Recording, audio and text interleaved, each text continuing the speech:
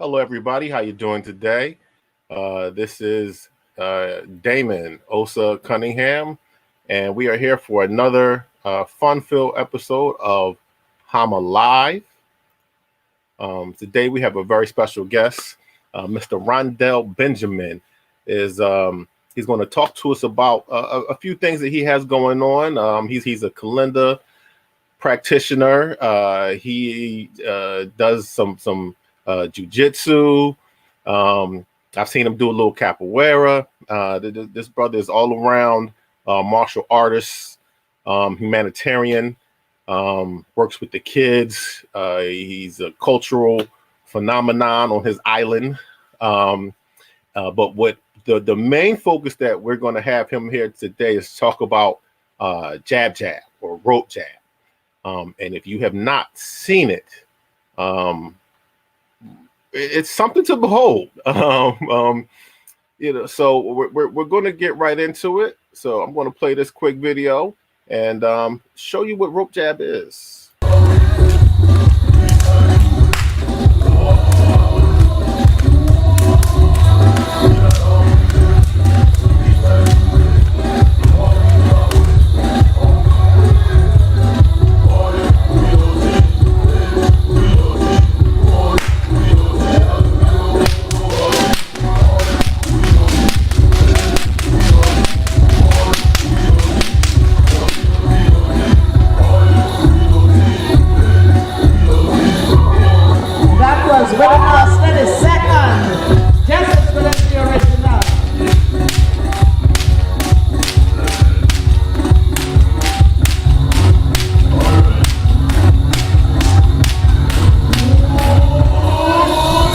That was fourth generation.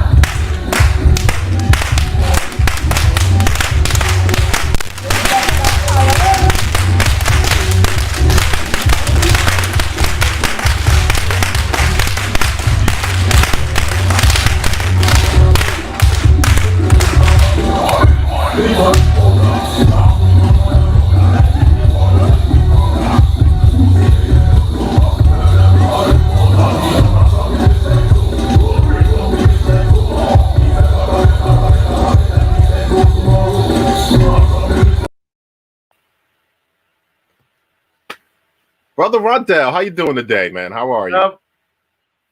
Happy I'm Facebook Nation, HAMA crew, Trinidad and Tobago Whipmasters, what's up? glad to have you here. Glad to have you here, man. I've wanted to have you on for a while now. Things I just got around to getting you on. I've had people call me and send me texts. You got to get that brother Rondel on, man. You got to show us some Kalinda. You got to show us some of that rope jab. I said, don't worry about it. He'll be on. He'll be on. Well, we'll get him on. So we got you on. We got you on. How you doing? Easy like Sunday morning, you know. The Yeah. weather's sweet, the birds are out, Caribbean life is dope, you know. Okay. So where you talking to us from? I'm in Trinidad and Tobago, which is the most southerly island in the Caribbean. Okay. Are you at your home? You home right now? Or you someplace Just else? with the family, you know, me and the kids hanging out. Okay. All right. You got how many kids you got? 3 kids, 3? 1, 2 girls, Okay. 14, 10, and 7. All of them going on 90. Well, that's good. That's good to hear.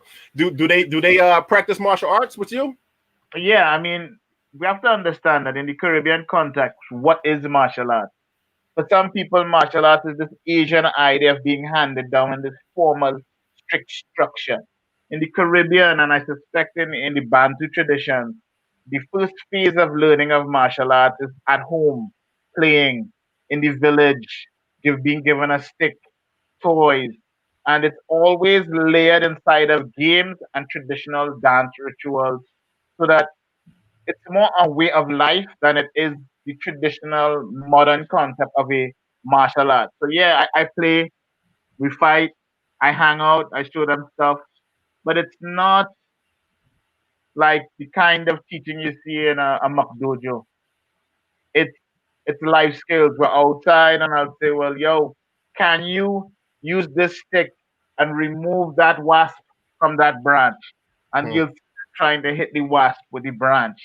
And then, that's how they acquire target acquisition, Okay. motor skills. But it's not like how people think it is. So in our tradition, the African diaspora tradition, teaching really is more of a tribal handing on from elder to elder, from teacher to teacher, in a way that does not infringe upon the child or create trauma in the learning process. But just it's like breathing, like eating, like learning to swim. You just do it. Okay. Okay. I've actually had that talk with some other people before. When we started the HAMA group, that was one of the things that people would say, well, can you? I want to learn this. How do you learn that? Are there any treaties? Are there any katas? Are there? No, we don't have katas. A couple dances. You want to learn the Ogun sword dance? Learn that dance first, and then we'll talk. So it's good to hear you Yes, sir. reinforce that as well. I was talking to a Filipino brother, and he said that he learned um, some work because his father used to make him cut grass with machetes. Yeah, I mean Yeah. that's the life here.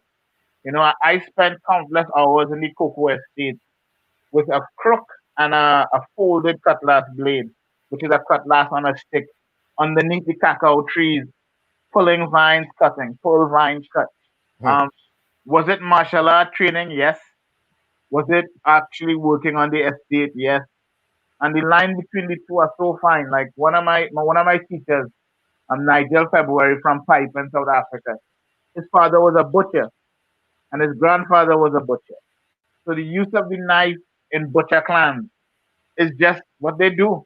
Right. And yes, you're learning martial tactical skill, yes, but you're also learning how to cut meat and to slaughter animals, and it's just part of the way of life. Yeah. All right, man. All right. Um. So let's start talking about rope jab. Tell us, where does it come from? So firstly, I'm really super sorry today. I was trying to get King Ronald Alfred on.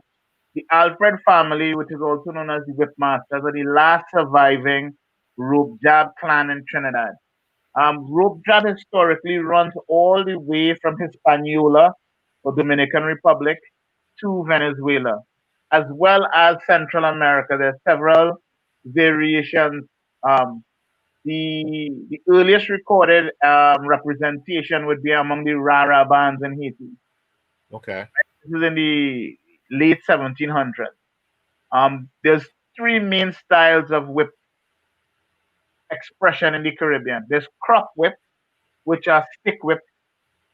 Um, there is rope whip, which are short cables or coils, and then there'll be the long whip, which is also known as the bull whip. Um, these three traditions were practiced amongst the African diaspora.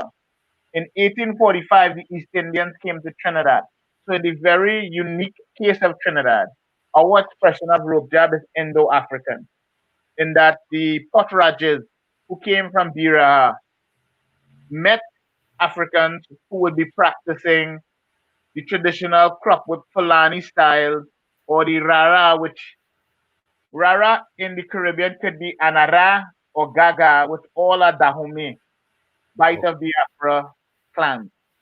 And so when these two clans met in Trinidad, they both had a lot of expression, historical context, and rituals surrounding the use of whip for three main purposes: religious rites of passage, which would be the rites of passage would be the testing of your stalwartness. Okay. So among the Fulani and some of the Bite of Biafra tribes, one of the ways to measure your stalwartness or your ability to retain centeredness under high risk or pressure, that measurement of who you are as a person and how you stand in yourself. This was one of the tests, ritual tests that would be used. Obviously, in certain religious ceremonies, it Hmm. would be a way of accessing liminal transfer or transport. Um, in America, people like to use the term flow to be synonymous with liminal transport. In my belief, it's not. flow is the integration of self. Liminal transport is when one crosses out of self and enters into the astral plane, and you start meeting ancestors and elders, and you are educated, and then you return to life. So there's that essence of dying and being reborn again. And if you look at the Bakongo cosmogram, it's very clear where that fits and how that is engaging in the spaces we are in. All right. Even among the Igbo, there's whipping tradition. And so rites of passage, religious purposes, and for combat. Um, all throughout Africa, there's this use of a flexible or cable whip. Hmm. Um, One of the earliest representations would be what you would call a bull pistol, which would be the testicles of a bull. All throughout North Carolina, South Texas, you'll hear of the use of the bull testicle that's dried and hardened. Then it transferred into what you call cable whips, where they would get 3 inch and 2 inch telephone cables and cut them. I'm sure anybody who's grown up in Brooklyn will know of some West Indian uncle who has a some kind of cable whip under his car seat. And when somebody pisses him off, he whips it out. All right. It's also you would see them put hose, and inside of the hose they would pack it with ball bearings, and so that is the flexible stick style. Okay. Um, Also use sticks like green guava and array. These are woods that you can bend them, and the ends will touch. And when you straighten them, they're like a stick. So Right. when I hit you and you block, the stick will wrap around your stick and still cut you. Woo. Then we have the crop whip tradition, which would be the short 12 to 18 inch um, corded rope twine leather whips that are used in close quarter combat. Obviously, they break the sound barrier. They create extreme high impact, and interestingly enough, you'll also see this short type of whip used among the Russian Cossacks. So you'll see it in some of the Eastern European cultures, the use of short combat whips. And Okay. then there's the very famous bullwhip, aka Zorro, right? Right. And fighting has been in the New World, in the Americas, very common. Mexico, Peru, Chile, Bolivia, Panama, Colombia. Right. Wherever there were Africans from either the Bight of Biafra or Bantu speaking people, these traditions were very, very common. Additionally, very interesting, the costumage they use when they fight with throughout the region is very, very so in Antigua and Anguilla they call it John Bull. So it'll be somebody in stripped sackcloth of very Okay. bright colors with mirrors.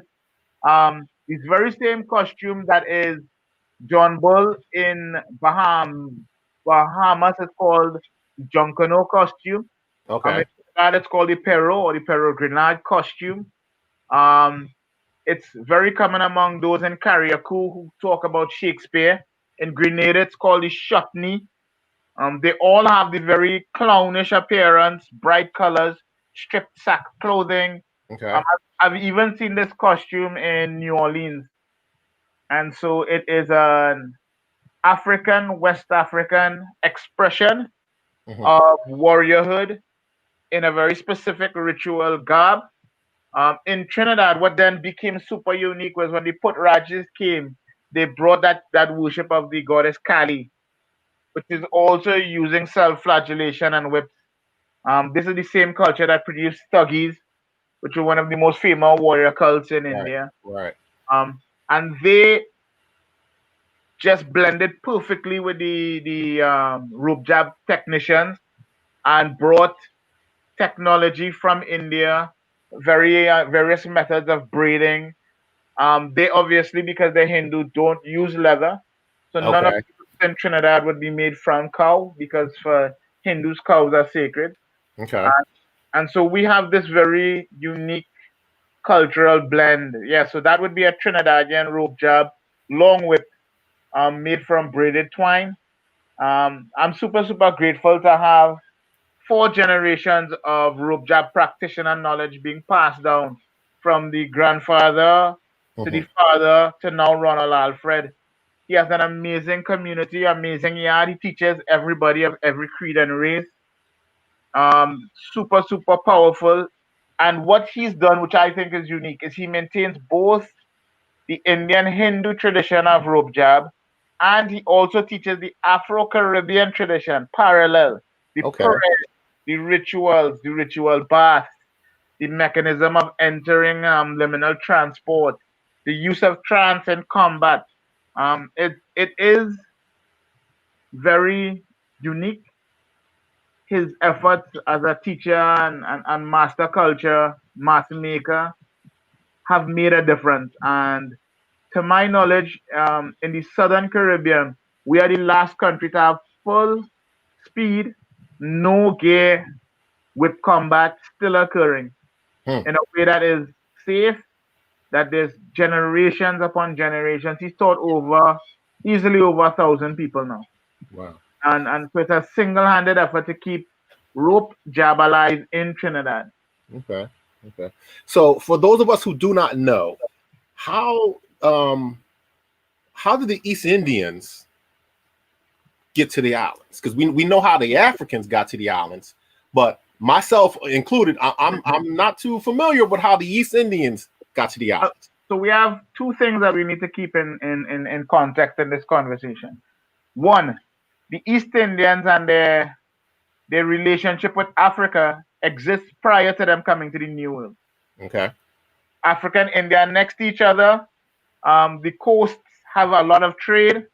There's hundreds of thousands of Africans who are East African in descent who've lived in India over 400 years. They call them cities.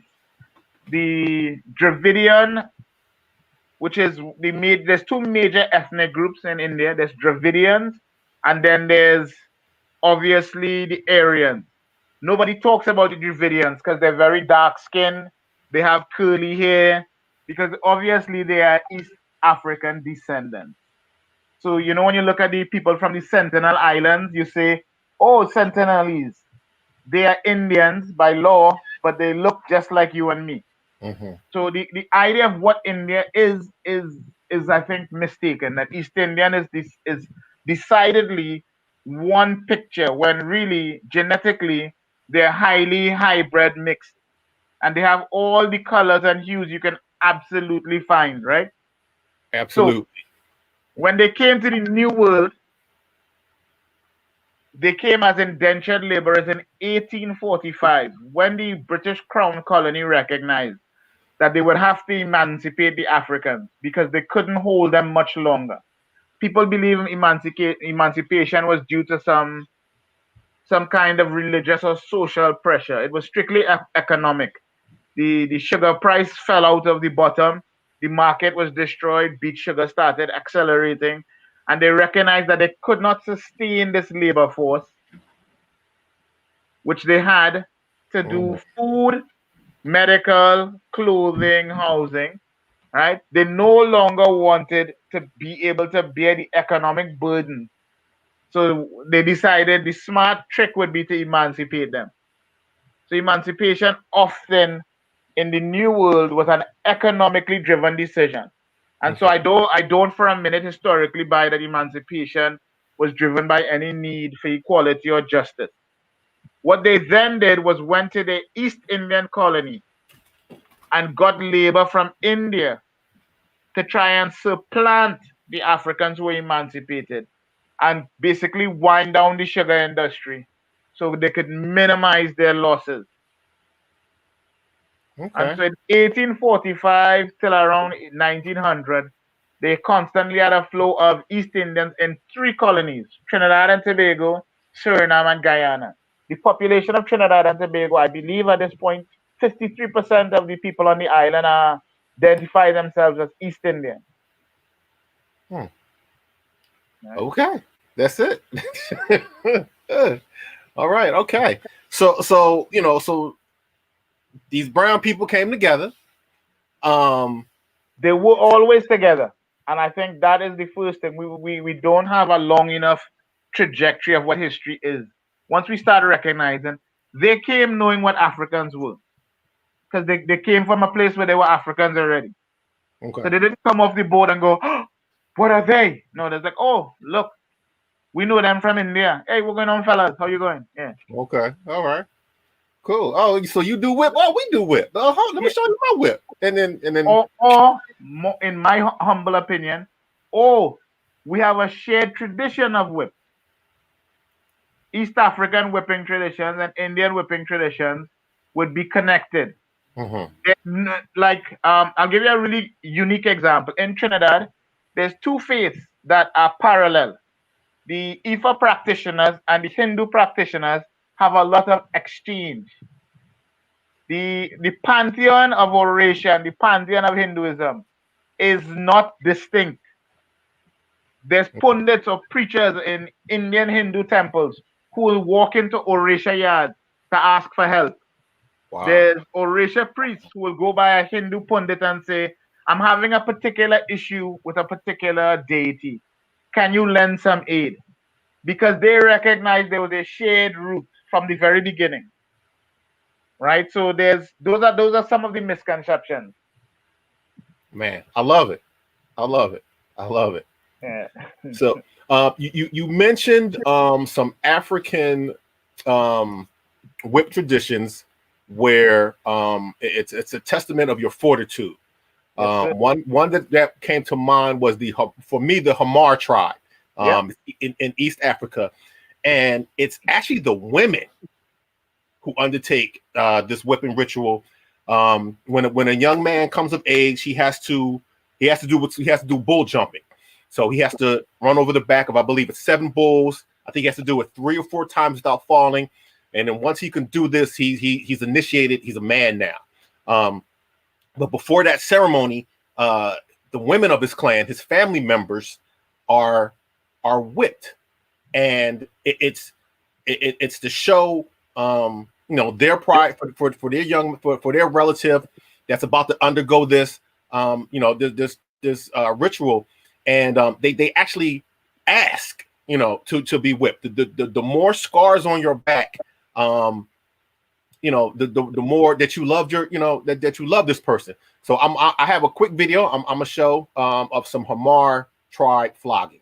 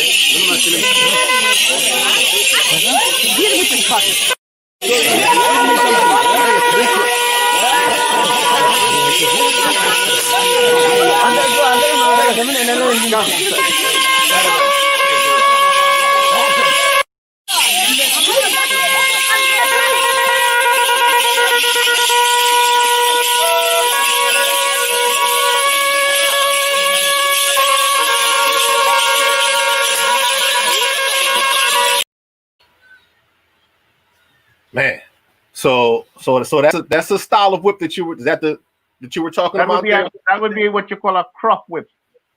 Okay. A crop whip. Crop whip. Yeah. Wow. Man, that's deep.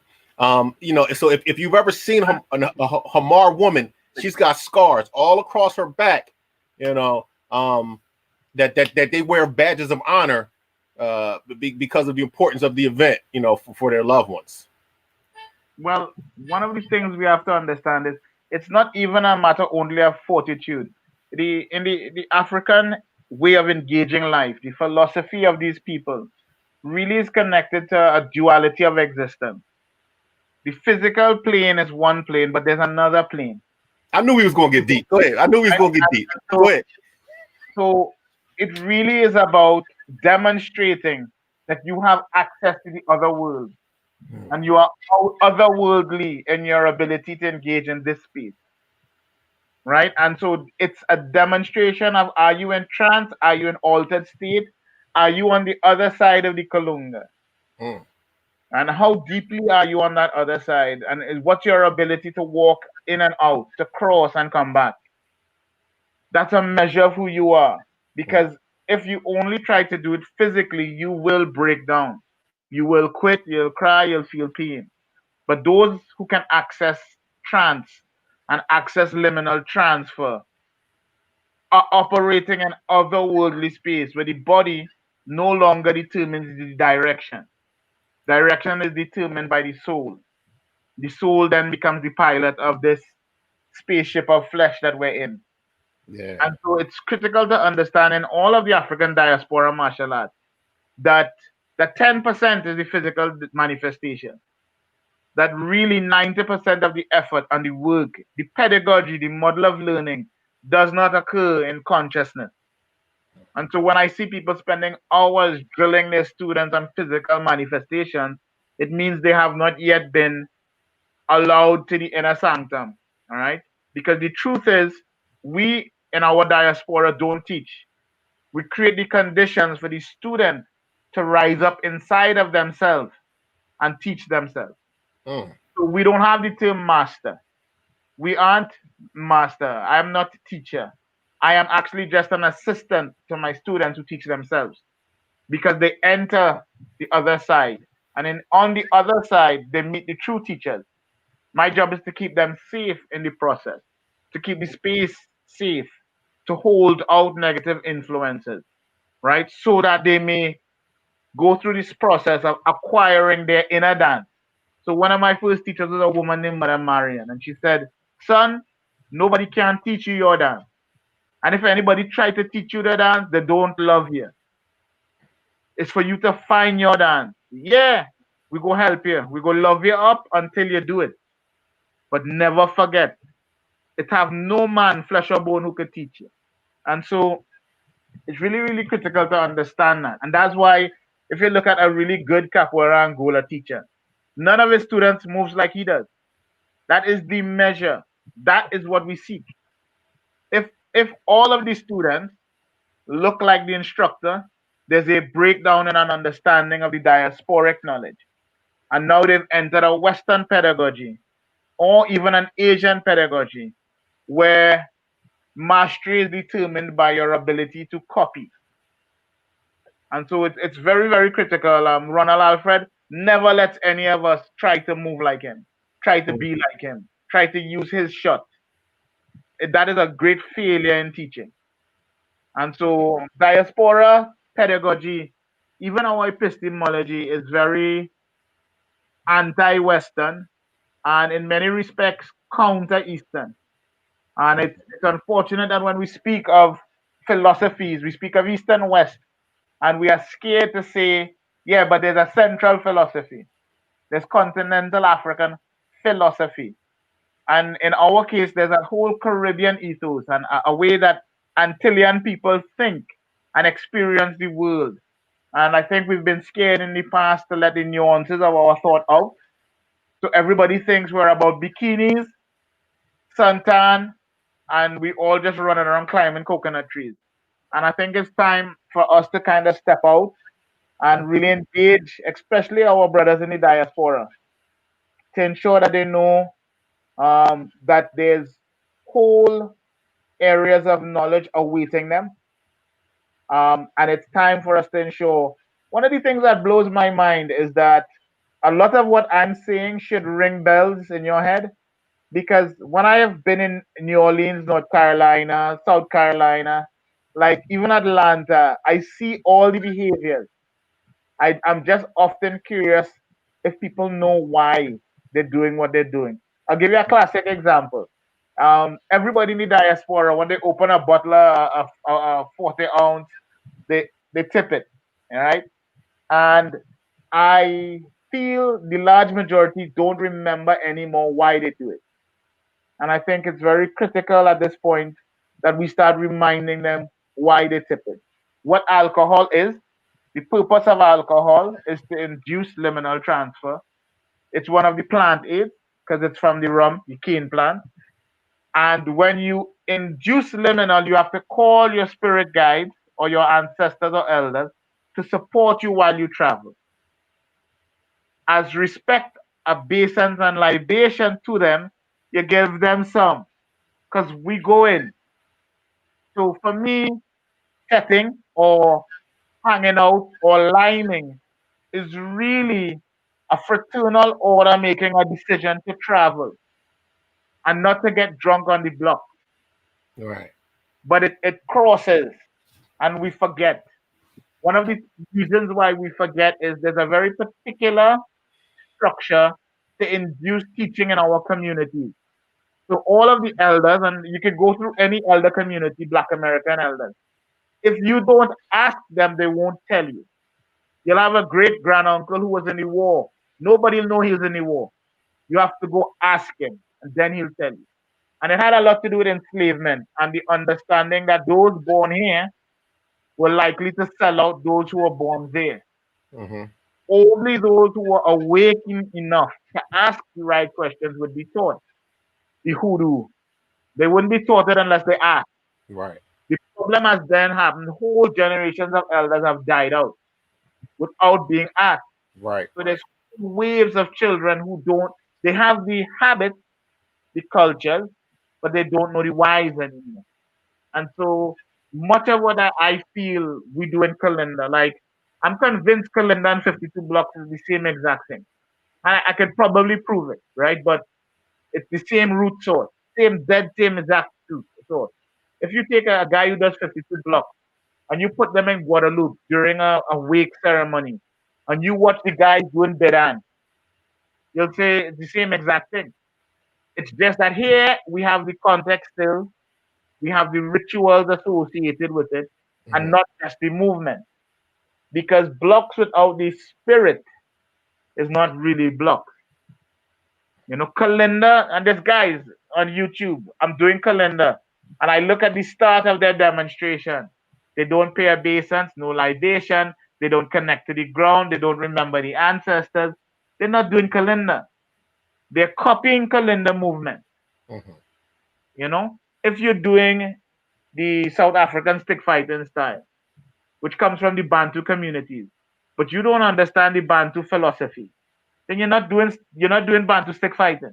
Right. You're moving around with sticks, looking like how they look. And so that's one of my big challenges to our community in HAMA, to seek the root philosophies of our forms, to center ourselves in our Africanness, to not be scared of having a deep sense of belonging, and that the knowledge is just awaiting, just requires one question, and, Right. and, and the ancestors will give it all to you, because one of our pedagogies is pedagogy of the spirit, where we invite spirit teachers to come and teach us. So you don't need to jump on a plane. You don't. Virtual training, Zoom training, we've been doing Zoom training for the last 1,000 years, right? You talk to one of your ancestors and they pop up in your dream and they say, right, when the guy does this, I want you to do this, this, and this. And then you go into the field the next day with your friends and he makes you move and you do this really cool move and he's like, where did you learn that? We definitely need to connect with our ancestors more. That reminds me of a story. I probably told this before, but a friend of mine was studying Roman pottery, and he was trying to recreate something. He couldn't do it, and he had a dream. And his grandmom, who had passed, in his dream, he's sitting at the table, and his grandmom comes up and he's like, "Nana, what's up?" And Nana says, "You're looking at it all wrong," and smacked him. And he woke up, and when he woke up, he had it. Nana came through, woke him up. Yep. So we definitely need a deeper plane with our ancestors. So as an American, as people who have kind of lost that connection, how will we go about reestablishing that? I mean, there's three things that leap into my mind. One of my teachers, Mother Marian, said something that I'll never forget. She said, "We are the Ark of the Covenant. Africa sent us here to hide her jewels, so they couldn't strip it away from Africa." There's hundreds of communities in the Caribbean and the Americas that have the sacred knowledge. Seek them out. There's these little bastions, maroon communities, communities that never conformed, that were never enslaved, that hid away and kept certain knowledge alive. There's fraternal orders all throughout the Caribbean that if you seek them out, they're there. I can name every island, what the orders are, and what styles they teach. It's not hard to find, Mm-hmm. but you have to seek them out. How receptive would they be to me Very. coming down saying, "Hey, Very. I want to know"? Now, if you come down and throw $1,000 on the ground and say, "I want to know this," they laugh at you. There's a way. You might have to come once, you might have to come twice, you might have to ask, and then you might have to wait. Like the Shaolin Temple, if you are consistent and steadfast, they'll teach you. Because they aren't the ones who teach. You are the ones who teach. All right. But the effort to reach out, and all throughout America, there's tons of people floating around who know far more than people recognize. There's guys like Dish TJ Obi, just like if I was an American and he's floating around America and I don't find them to learn, why would we do that? There's masters of many types. The second thing is really do the work.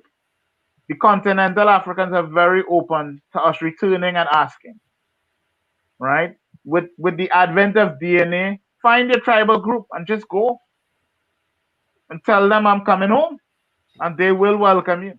They know. Our man Rasa Malik has done that. He did his DNA testing. He found out that he's Balanta, and boom, that brother is back. They welcomed him. He's putting out Balanta language books for Americans, descendants of Balanta people. He just during the pandemic, he sent back a shipment of food for his people. So you're right about that. He did. They want us. Yeah. They want us. They want us back, but we're scared to go because we've bought into the lies about what continental Africa is like. We need to go back. That's the second thing, and the third thing is just live right. When you live right, they'll talk to you. They'll come in your dreams. They'll come. Books will show up. People will show up in your life. It is. There's a tremendous blockage that's really confusing to me of how open our communities are to each other. Mhm. That there's no way if brothers from the states come down here and tell us we need this back, we would say no. There's no way we would say no. Obviously, there's a way to do things, Mm-hmm. right? And if you come as a Westerner, cloaked in diaspora form, with very Western initiatives and a very disrespectful air, you're not gonna get anywhere. But I know that people from the diaspora know how to act. Everybody's had a grandmother, right? You know how to act. If you want granny to teach you how to make that sweet potato pie, you know how to act. And if you go around the wrong way, she'll whack you upside of the head, but she loves you. And if you go back again, eventually she'll show you, right? Yeah. So we are there's a thing that I was taught from one of my his name is Congo Barra, Adam Cooper. He said something to me. He said, "We are the unbroken." And I said, "What?" He said, "We are the unbroken. We are those who have won. We just don't act like we've won." I said, what craziness is this? He said, "If you've made it past 500 years and you dominate the cultural expression of the countries that you're in and the technologies, and you won. You didn't lose. You've won the war, but you're acting like you lose." And I sat there, because I'm like, if I walk in my victory and I walk in my royalty, my regalness, and I engage from that intuitive space of knowing, and I start peeling back the layers, all the doors open. And that's been my journey in calendar, When Mm-hmm. I was in a capoeira order, and I had a vision. Like I got hit and I sat down and I had a vision. And it felt to me like Mr. Pastina came to me and said, "Why are you doing this?" And I was like, "What?" He said, "You're a Trinidadian. You're American. You're one of the purest bloodlines of the unbroken. Why aren't you doing this? Kalinda. We need you to do the Kalinda."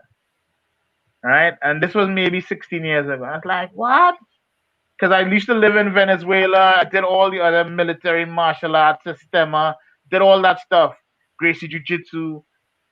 Even when I was doing Angola, and I'm still an Angolero, I was told by the mystery of all mysteries, no, no, no, you're not here for this. We have a next mission for you. And the next day, I just went down Maruga, and teachers just started coming to me. And I've had five of probably the greatest stick fighting teachers on the island. And then I've been welcomed by the Alfreds, who are the greatest whip fight. And it's just like, but I know I have to do the work, and the work is to make sure the world knows who my teachers are. The Mm-hmm. world has access to the technology. The world understands that we do understand the science of what we're doing. We do understand the pedagogy. We could use all the big words too, right? We know what we have because fundamentally, you're looking at psychotechnologies of acquiring altered states and then performing in these altered states. When you look at British military's use of camouflage, where did that come from? The Maroons in Jamaica. That's where camouflage uniforms came from in the Western world. I don't know if you knew that. Mm-hmm. It didn't. No. Yeah, just go look it up. Like, we have always been extremely dominant once we engage from that space of altered state. We know how to do it, and we have whole technologies. One of the interesting factors you'll find that African soldiers do not display PTSD the way soldiers from any other continent do, Okay. because they have rituals that allow them to shed the load of burden of death and killing. When they're welcomed back to their villages, their mothers bathe them and wash them. There's, we know stuff. We just have to sit in our stuff. Yeah, I read of I was reading about it was called the Battles of the Bible, and it spoke about when Joshua would go out on raids, and he would engage the enemy. When they came back, the soldiers were not allowed back into the camp. They had to spend a month outside of the camp, and it was called the washing of the swords. And every day they had to wash their swords. They just had to clean the sword. So not only are you getting this little bit of blood, and you're getting all of that off. It's a mental process as well. And you're right. Our American soldiers are I think they're killing themselves at 22 a day, because they don't have that. They go out, they kill, they come home, and they tell them to go do some PT, do some more jumping jacks, and they don't have that means of, washing their soul after combat. Well, they have you. They have HAMA. HAMA should be reaching out to black veterans and really helping them using our technologies to heal themselves. We have to start. We have to start sitting in ourselves and looking out to the world with confidence that we have things to offer, and like, we know these things. I Mhm. guarantee you, there's tons of brothers and sisters. They know what to do. We just have to sit in the confidence in ourselves and say, these have been our traditions for thousands of years. When you look at the Dogon, one of the things people fail to understand, for example, is what is Central Africa? It runs from Cameroon to Zululand. These are all Bantu people. They run all the way on the east coast. The only technology that's similar to Bantu technology is Neta or Nubian technology. The closest philosophy to the Egyptian philosophy is Bantu philosophy. The West, the Americas were born by Central African and Bight of Biafra people. That's why we dance in circles. That's why we have drums. That's why we play jazz. That's why we sing hip hop. That's why we do slap boxing. You can walk in any hood from Brazil to Atlanta, and you know the hood laws. Like, I've been all over the world. I could walk through any ghetto. I know what to do and what not to do. When the brothers at the corner crack a bottle, I know what to do. And we all do it. And it's because there's a far more consistent cultural expression among the diaspora peoples because of how deeply the diaspora is connected. I'm super confident I could walk through any ceremony in Haiti, Jamaica. I could go in an AME Baptist church in Louisiana, and I'll be fine. I'll know exactly what to do because we are so consistent in our expression and our ritual. But we have to have confidence that it's real and not doubt it. And I think that's one of my messages with Rope Jab and Kalinda. It's really less about us giving and more about us giving the diaspora confidence to not doubt it. Okay. Congo Square, the calendar dance was New Orleans. I can go into any parish and I can find some kids who are doing calendars, but they don't know that it's calendar they're doing. They think it's some Ziggy Pop dance, or they'll call it the Crunkalicious, and they'll be doing this dance, but they won't know that it's really inner cut, outer cut, roll, block hit. They'll just, oh yeah, and I'm like, oh snap, they still remember. They just don't know that they remember, and that's the Right. job. One of the jobs that you all are doing that is critical, is helping us see each other and helping us remember. In the Caribbean, there's a tradition called Bambula, which was the rituals of remembrance. They would gather around a fire and dance and speak about Africa and speak about memory. And Bambula, ring shout, I could go all throughout it. It lies all around us. We have remembered because we are the unbroken.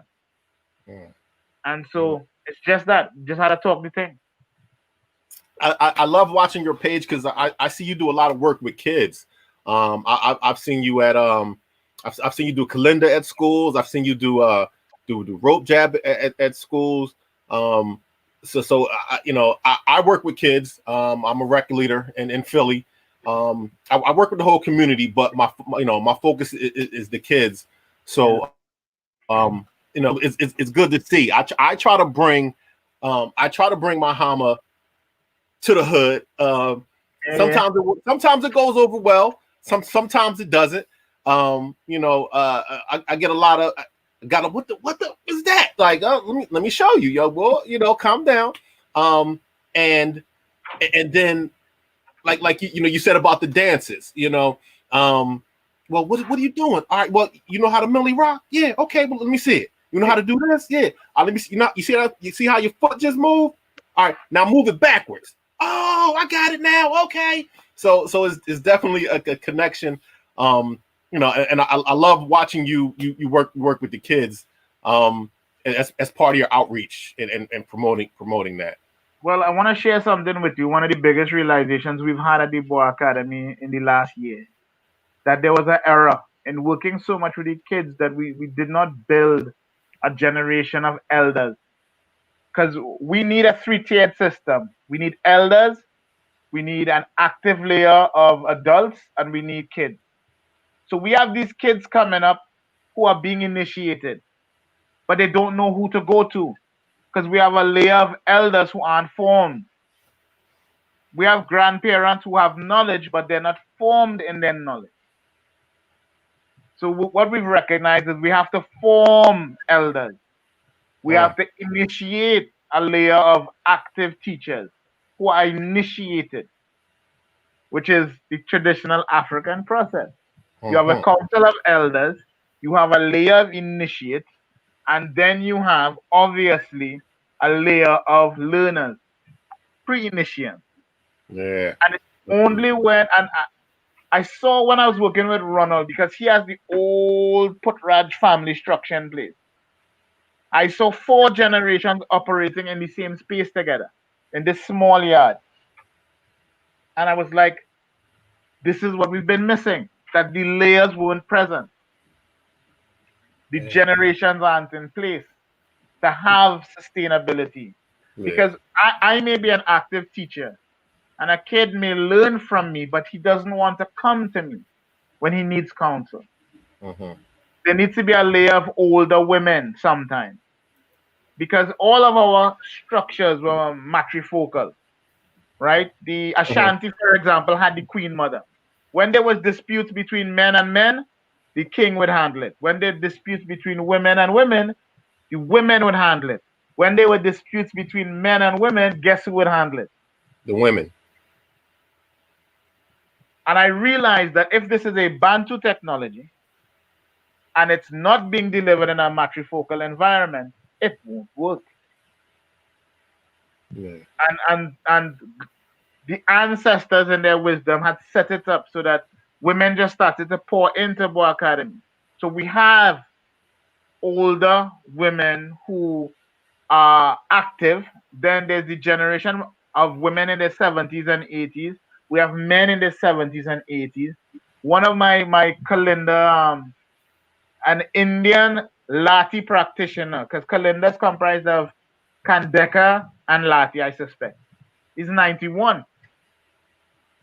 So we have unbroken lines of knowledge Mhm. that we can tap into. Your toes hurting you, this is exactly what to do to fix your toe. You're having problems in school, this is exactly what we're going to do to get you through this. And but yeah, that the formation of an ecology of practice and an ecology of community. And that's why I consider this outreach to HAMA me creating a network of active adults, so that maybe one of my younger guys might end up in Philly. And I can say, if you're in Philly, you need to go over by Osa. You're Yeah. having problems, go on, bro. Young Yeah. blood. And Yeah. and that's kind of the direction I Right. hope. I I, hope. I I remember a couple years ago, I was dealing with this young boy at the rec center. It was just problem. Him and his crew was just problems. And it was an older guy for me, was sitting there and we were talking, and he was like, "You know what the problem is?" I'm like, "What?" He said, "Crack." I said, I'm not. What do you mean? He said, he said, everybody, all of them kids were born during the crack era. So either they were crack babies, or if they were lucky enough, their father left. Either he got shot, got on the stuff and left, or got locked up. So I was dealing, for a while, and it really changed how I started dealing with that at the time, that 15 to 16-year-old range at the time, and he said, "Damn, they pulled all of the guidance out, crack cocaine wiped out a whole, wiped out that middle level, that you were talking about, Good, good. and it really changed how I dealt with it. And then like a month later, I'm watching something on National Geographic about elephants, right? So the elephants in Rwanda were going on rampages. They couldn't understand what was going on. Elephants, I mean, they were looking for trouble. They realized it was the teenage elephants, teenage males, whose fathers had been killed during the war for their ivory. So during the war, this side killed all the elephants to get ivory to fund their war. So then you had a group of boys growing up with no followers, with no fathers, no instructors. To remedy the situation, they went to South Africa, where they had it was too many elephants in this one area. They brought mature bulls. They brought about 3 mature bulls to this area, Rwanda. They let them out of the container. You see the teenagers, they over there. The teenagers like, who was that? Who was that? He turned around and they saw his tusks. They saw them big tusks sitting in front. Adult male traffic. And from that day forward, there was never another attack. Another one. And so literally what we have to do is have a generation of older men who are willing to step up, be initiated, and operate. When I'm walking around these young bucks, I'm not scared of them. I love them. They're mine, right? But I can't be flopping around on my stomach asking them nicely. I have to let them know this is what it looks like. In Trinidad, a lead stick fighter is called a king.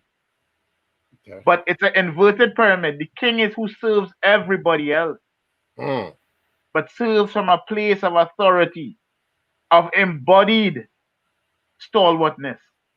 I am, and I have to walk like I am. And they have to look at me and say, he is, and he's not scared. I've been in some hoods where people can't go like, everybody in there's a killer. And when those kids hear I'm a stick fighter, they want no part of me. They're like, you're crazy, sir. You'll fight another human being full speed, full contact with a stick. But for me, it's not about being macho. It was the rite of passage to allow me to become their leader. When they see me walk, I've walked the walk. I will talk the talk. I pay obeisance to all the other stick fighters in Trinidad. There's amazing guys. Daniel Barkley, Rato. There's the Moses and his son, Peter Boy and his brothers. There's Chufi. I mean, when those boys walk, I respect them. They brought me along. But when I walk, those young bulls have to respect me. But when they see what it looks like in the village that Ronald Alfred is in, when he walks through that village, there's a saying in the Caribbean, not a bad dog bark, not a bad man jump. Because they know this clip is not to be played with. Now, we love you. If you want anything, come. You want to learn, come. You need counsel, come. You're hungry, you want a meal, come. You need love, come. You want to get into school, we will help you. But that's the price you have to pay for kingship. But a king without an initiated corps of soldiers can't fight. Right? Because we're fighting for these kids, bro. We have to fight for them. Because they're looking at us like, do you all care enough to come out your little Escalade and come off your little iPhone and come holler at me and tell me I'm messing up? Yeah. Yeah. So it's crazy. I keep going back to the rec center. I got a group of kids in my new center. I call them the Lost Boys. They're 15 to 20. They do what they do. They got to survive. And I the one thing I try not to do is I try not to talk to them as if they don't know anything. Somebody told me a phrase called "young boy." You trying to young boy me? Okay, well I'm not going to young boy you. I'm gonna talk to you like this. I'm not going to preach to you. I'm just tell you the truth. And by being truthful and letting these kids see who I am on the inside is really that I found that's the quickest way to get them. Because when I tried to be cool and I tried to talk how they talk, it didn't work. They saw right through it. But when I was just me, and talk, that's when I get I get respect from you get one of them. Once you get one of them, you can get two. I had a kid. He's rolling. I come around the corner. He's rolling a blunt, and he just knows I'm gonna scream on him. Right? I said, "Do me a favor. When you spark, you got to go over there, away from the door, please, just so my old people don't have to smell that." And I blew his mind because I didn't yell at him. So from then on, whenever him and his friends would spark up, he would be the one to say, "Yo, come over here." So the elders don't got simple as that, man. Simple as that. So you're talking about Kalinda. I have a video of you doing some Kalinda. I want to play. This is Benji versus Nana. Yeah. So there's actually no sound on this one. So you There's a guy. That guy in the back on the right hand side is King Stokely. He's now passed. He's probably the greatest stick fighter that has ever been on the island. uh-huh. Um, Nana is Kenson. Kenson is a young bull. I suspect in the next 2 to 3 years he's gonna be the best stick fighter around. Mm-hmm. It's just an amazing kid. I love him tons. Is the video playing? Because it doesn't look like it's playing for me. Is it No, frozen? it's playing for me. Okay. I'm seeing it. Okay. Right. So what happened was we had initial contact, and the sticks flew out of our hands because we were both obviously trying to hit too hard. You need a softer grip. So I had to kind of settle myself down, get into the drum, start singing the song in my head because I'm trying to fly, trying to shift out of trying to win and instead dance. Okay. Right? What Kenson did is tried a shot called the Sota, where he comes in and then folds under and tries to cut me across my face. Right now it's all about psychological warfare. It's all about me trying to make him feel as if he doesn't have anything and he's nothing. Right? By now I've started to find the zone and pick up his rhythm. What I'm trying to do is dance him, which is float him, get him to constantly have to shift. Okay. Just as he hit, right? I stepped in on his hit and he realized that if he had continued moving forward, I would crush him. So he took off running, right? Because he ran away from me, now I'm trying to make a big joke, talk to him and tell him, he's a coward, why you running? Don't be scared. You see a lot of the older stick fighters in the crowd starting to laugh now because they're starting to feel the rhythm swinging. Back in front of the drum again, trying to gather up that end too, that power. Because Right. now you're flying. And I did what's called a double. A double is a hit and a retraction to block. And then after the retraction to block, I followed up with a third shot. And I cut him straight across his forehead. So right now, his forehead is sliced open and bleeding because they use shirts over their head to hide the cuts, right? Uh-huh. But when I went to the drummers told me he's bleeding. So now he's checking his head to see if there's blood. And when they made him raise up his shirt, they saw a big slash on his head. The blood is sacred, like the Fulani ritual. When blood enters the Gael, it is actually making the space sacred and washing away all that needs to be washed away. It is literally the fighters themselves acting as a ritual sacrifice to purify their community, their village, Mm-hmm. their families. So that's why we still place the first blood because we understand the spiritual significance and the sanctifying power of human end to human Mm. blood. Man, that's deep. That's deep, man. Well, when I first saw Kalinda, I was telling Jamie this when I interviewed her. I didn't get it. I would see a quick flash engagement and then a separation, and I couldn't understand it. Talking to you explained that it's first blood. It's first blood, and that's the end of the match. That's how it's Yes. it's determined. That's the winner. Remember that calendar isn't true combat. It's ritualized combat for a specific communal purpose. It Okay. is really cooperation and conflict in a sacred space called a Gael. We hold the stick flat across to represent the Kalunga. We are asking the spirit of our ancestors to enter and sanctify that space. We're not asking to destroy each other and lose tempers and be dumb about it. It's to show with grace under pressure, to be beautiful. Literally, you can win a calendar match by being more beautiful, Okay. being more aligned, being more connected, being more sacred in how you engage in this moment. That's what everybody's looking for, to see your conduct in this moment where people lose it. The problem with the game is a very fast game. So, for example, what you saw me do was cut, and then I used the back cut to block his shot, and then I followed. So it would look like this. And I'm sure you've seen that in a million variations of diaspora dance, Mm-hmm. right? So no, it's not about cut, then parry, then repost. We have no parry really. It's I cut, your cut, and then I cut again. So we don't actually in Kalinda have a word for blocking. Even our defensive movements, which we call breaksing, are designed to be in their defense and offense. So when he hit and I blocked, I'm not trying to stop him. I'm trying to throw him off balance and break his vector and expose him. Once he's exposed, I engage.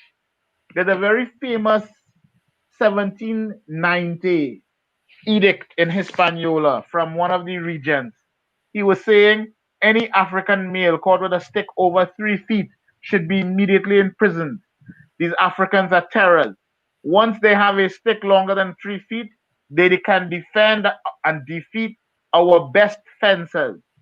Their agility is remarkable. Their timing is exquisite.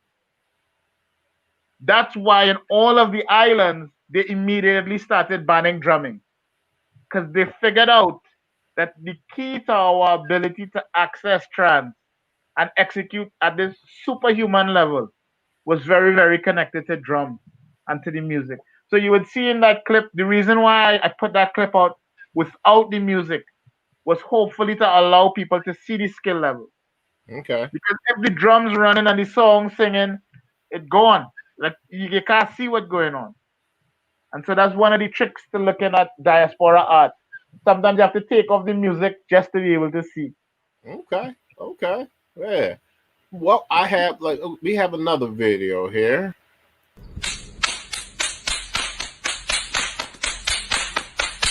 That's Ronaldo Alfred. He's the young king. I would suspect he's probably the best rope jab fighter on the island at this time. Right, so we have different types of cracking. And that's King Ronald Alfred, the master himself. Fighting art forms and stuff, but that's the double whip mechanic that they use. And what's remarkable, if you listen to it, they're actually also making music with the whip. So that's one of the little secrets that everything is musical. We're always creating rhythms, polyrhythms, percussive rhythms, but the rhythms teach. So in Capoeira Angola, for example, everybody knows the berimbau is called the little master because the frequencies that the berimbaus generate can align with brain waves and help people access movement that they normally can't access. And so that's one of the tricks. Our drummers are actually some of the best teachers. And during the drumming, they're actually telling you when to block, when to duck, step back, move forward, now hit, hit, hit. So all there's layers of somatic information being transferred at high speed by the drummers. So our teachers don't have to shout double leg, double leg. No. By just playing one note on the drum, you automatically go to the double. So that's another little secret of how diaspora art should be taught. And that's one of the ways you can measure. If you're not hearing music and you're not seeing the songs and the teachers aren't capable of communicating musically with the students, then the teachers have work to do. And I'm one of those teachers. I came into this game saying I can't sing, I have a horrible voice, and all the other stick fighting masters are like, we don't care. If you can't sing, you can't teach. So just figure it out. I was so I do rattan fighting. So I wear armor and I fight, and it's not, when I first started, it wasn't too many brothers doing it because it's a European, most of them model themselves after Europeans, European knights. But so I'm fighting, and I had there's a brother named Sterling De La Rosa, very good fighter. He just got knighted recently, and he was watching me fight, and he said, "You're holding your breath." I said, "Really?" He said, "Yeah." He said, "I'm gonna teach you a trick." He said, "Sing a song while you're fighting." I said, "What?" He said, "Sing a song, any song that you know." I said, "All right." So I get out there, and I said, and I started singing Public Enemy. Yeah. And I started throwing shots, bass, how low can you go? And it was, and I'm breathing. I picked up a rhythm, and when I realized that, like, that fight, I got half the song out before, I don't know if I won the fight or not, but You're good. I got half the song out, and it was like, singing. So I have to now, so if I'm stick fighting now, or if I'm, whatever I'm doing, I have to, you holding your breath, sing a song, that's something also that I help teach people as well. I'm trying to help them sing a song. You're not moving well. Sing a song, and that definitely gets people moving. Now there's I'll lay an idea on the table. A lot of what you would call old black blues and jazz songs are really just old combat songs hidden in the American diaspora. So it's very important to pick the right songs now. There's some stuff now, some of the younger cats singing. It's moving away from the root polyrhythms that will allow for certain things to happen and certain accesses to occur. Wow.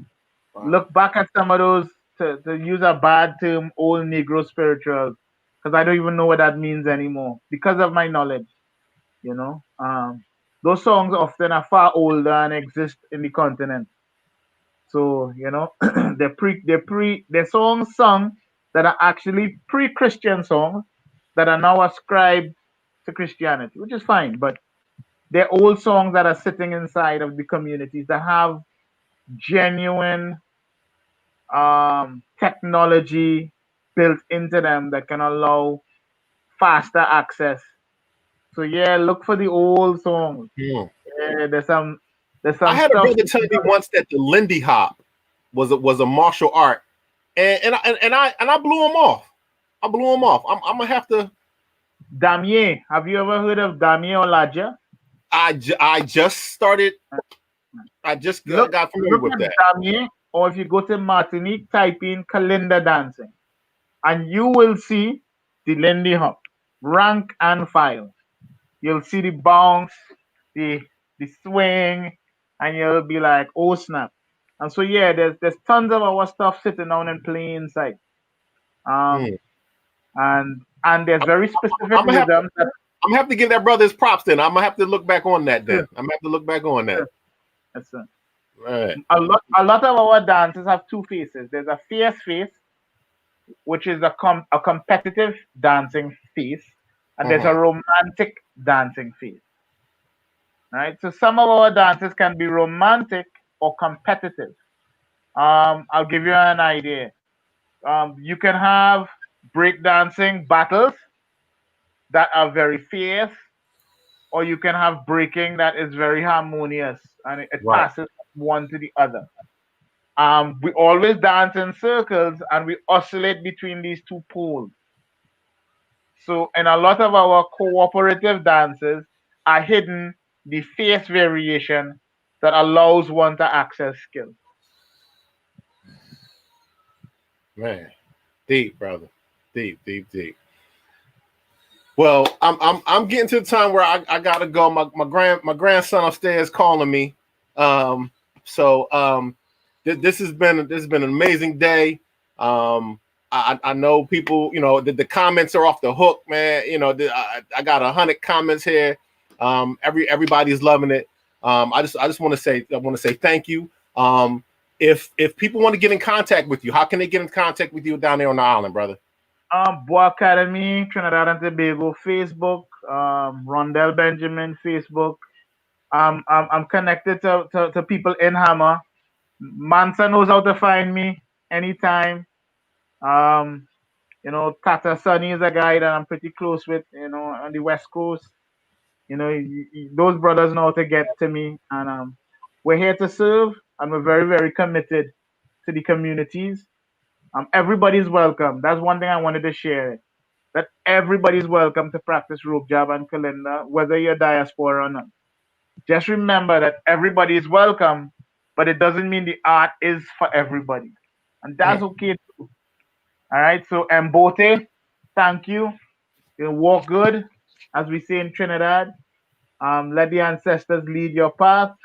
You're doing amazing work, you and the HAMA community, and Thank you, brother. Thank we you. just really, really, really committed to making sure we could do what we can to support. Thank you, man. I appreciate that so much. Next year we're actually we were supposed to have our second gathering this year. Of course, COVID messed that up. Next year, I think we're looking at something kind of like a virtual gathering, and we would love to have you be a part of that. So I'm sure somebody from the HAMA organization is going to be reaching out to you soon. Hopefully to get you involved with with that virtual class, man. Thank you again, Rondel. Really appreciate it very much. Thank you, brother. Another amazing interview. I learned so much from these. I hope you do too. So please follow us on Facebook, YouTube. We have WordPress as well. So, and also make sure you get on there and buy one of the T-shirts. We have T-shirts. Our Hero Series T-shirts. Unfortunately, Mance is going to kill me because I don't have the link to put on here, but I will have the link in the comments. Make sure you get on and you buy a T-shirt. Thank you very much, folks. You have a good day.